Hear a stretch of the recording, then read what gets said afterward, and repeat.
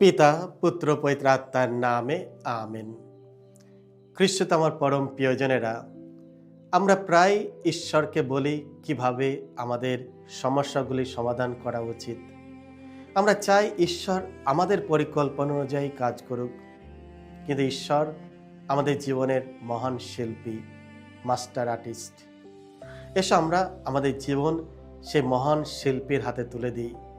তিনি তার ভালোবাসার তুলি দিয়ে একটা সুন্দর মহান চিত্র গড়ে তুলুক।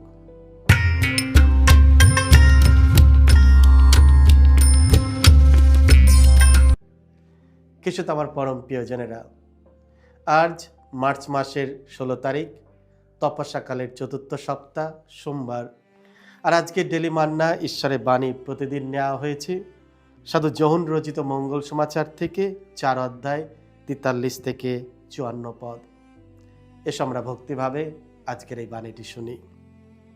সামারিয়া ছেড়ে যিশু তখন গ্যালিলিয়ার দিকে এগিয়ে চলেছেন। তিনি নিজেই একদিন সকলের সামনে বলেছিলেন যে প্রবক্তা তার নিজের দেশে কখনো সম্মান পান না।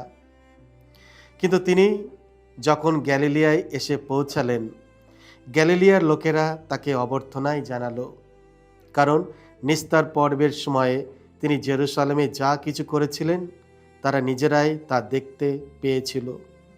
তারাও তো সেই উৎসবে যোগ দিতে গিয়েছিল।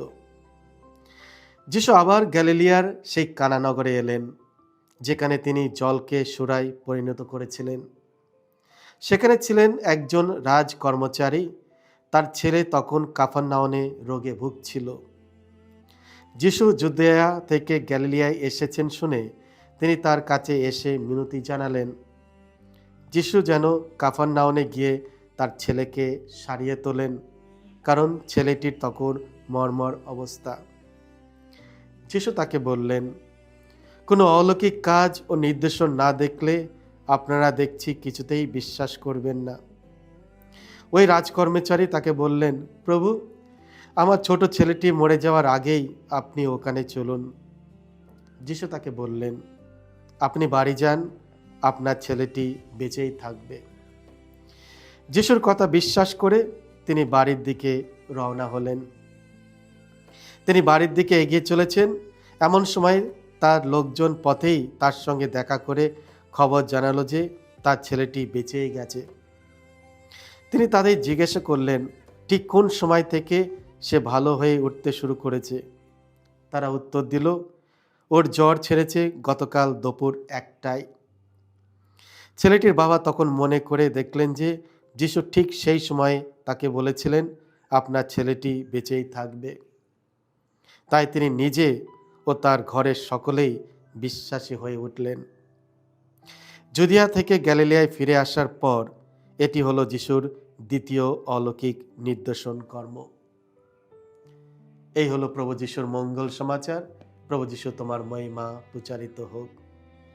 মহান শিল্পীর ওপর ভরসা করুন।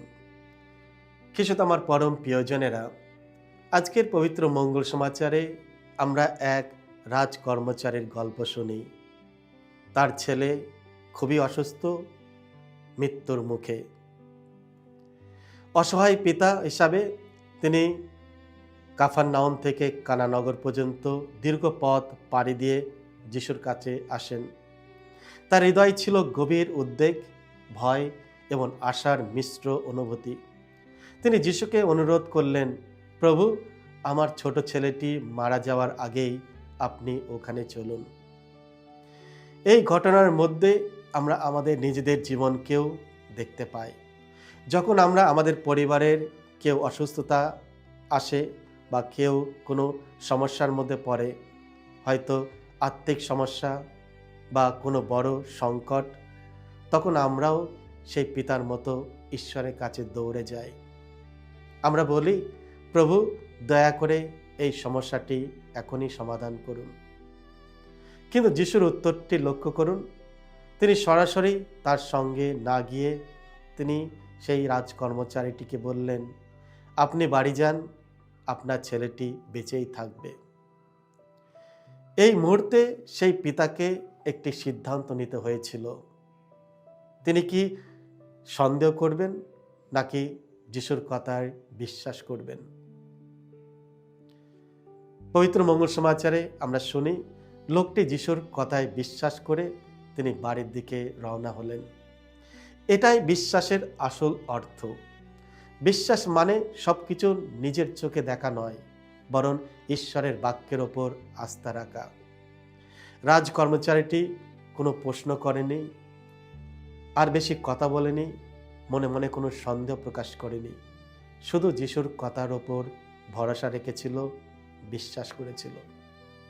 কিসে আমার পরম প্রিয়জনেরা, আমরা প্রায় ঈশ্বরকে বলি কিভাবে আমাদের সমস্যাগুলি সমাধান করা উচিত।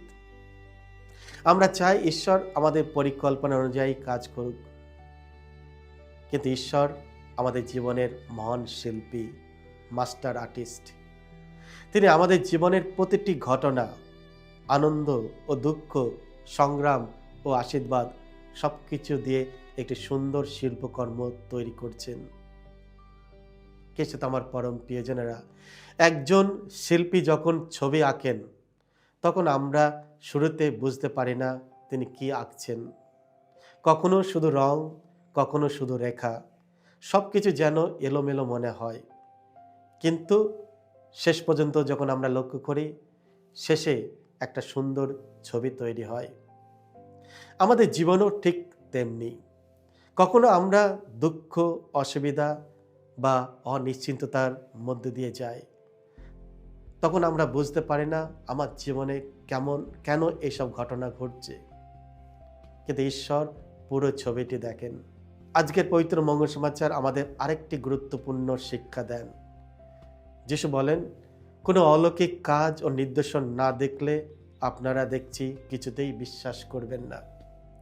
অনেক সময় আমাদের বিশ্বাস অলৌকিক ঘটনার ওপর নির্ভর করে।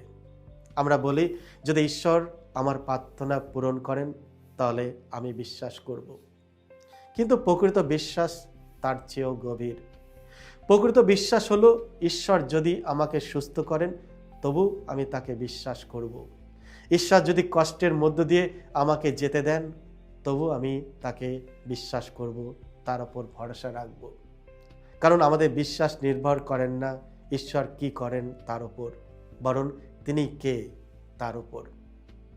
সবচেয়ে বড় উপহার যা ঈশ্বর আমাদের দিতে পারেন তা হলো কোনো অলৌকিক ঘটনা নয়, বরং বিশ্বাসের উপহার। কারণ বিশ্বাস আমাদের ঈশ্বরের জ্ঞান ও ভালোবাসার ওপর সম্পূর্ণ আস্থা রাখতে শেখায়। আজ আমরা নিজেকে একটি প্রশ্ন করতে পারি, আমার প্রার্থনা কি শুধু অনুরোধে ভরা, নাকি আমার প্রার্থনা ঈশ্বরের ওপর সম্পূর্ণ ভরসা ও সমর্পণের প্রার্থনা? আজ আমরা ঈশ্বরের কাছে এই অনুগ্রহ চাইতে পারি, যেন আমরা আমাদের জীবনের তুলি, ব্রাশ তার হাতে তুলে দিতে পারি। কারণ তিনি আমাদের জীবনের মহান শিল্পী এবং তিনি আমাদের জীবন দিয়ে একটি সুন্দর শিল্পকর্ম তৈরি করছেন। আমরা তার ওপর ভরসা রাখি। আমেন। সকলকে জয় যিশু। ঈশ্বর আপনাদের সকলকে আশীর্বাদ করুন।